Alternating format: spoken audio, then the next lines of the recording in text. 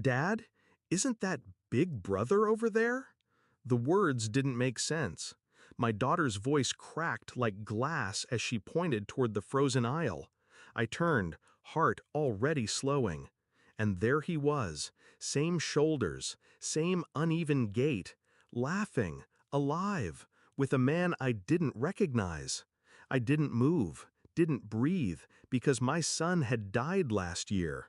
I'd identified the body, closed the casket myself. And yet, there he was, grinning, walking, talking, wearing a hoodie he'd stolen from my closet the night before the crash. They turned the corner, gone. The shopping cart rolled forward without me. My daughter looked up. "Dad?" I said nothing, because something cold and merciless had awakened inside me. That night, I stood at the foot of my son's empty bed.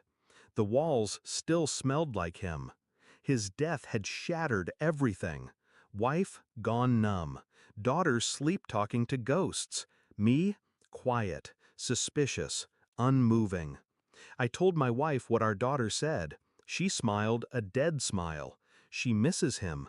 But I saw something flicker in her eyes. Too quick, too familiar.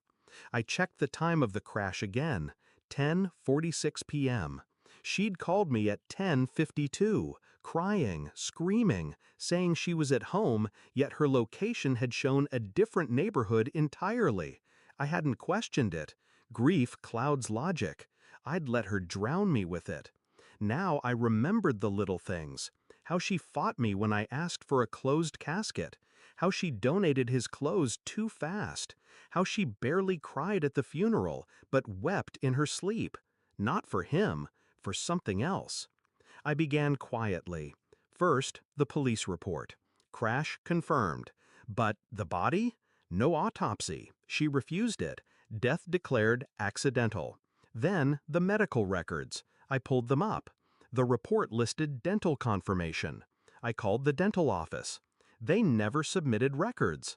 Then whose body was in that casket? I dug deeper, pulled traffic cam footage from that intersection, 10:40 to 11 p.m. Nothing. No crash. Not even a skid mark. I requested GPS logs from his phone account. His last known location? A private residence, 3 blocks from my wife's sister's house. I drove there the next day, waited. Nothing, until 2:17 p.m.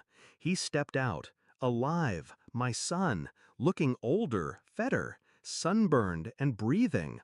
I took photos. He got into a car. The driver? The same man from the store. Unknown to me, but not to her.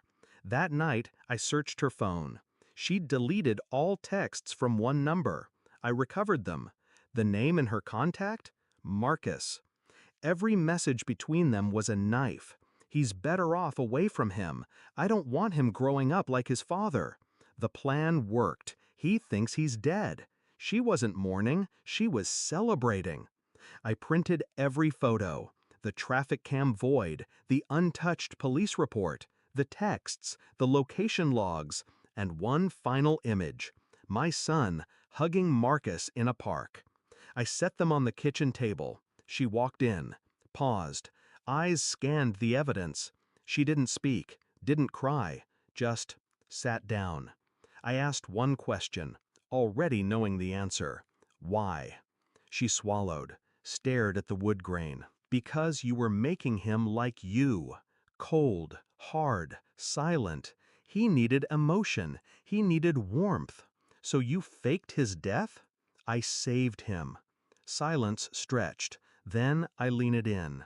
He'll know. That cracked her. The tears came fast, ugly, but I didn't care. She didn't deserve his tears. The next morning I waited at the school. He arrived with Marcus, alive, whole. I called his name. He froze. Recognition flickered, confused, scared. "I'm your father," I said. He hesitated, looked back at Marcus. "No, I handed him a flash drive.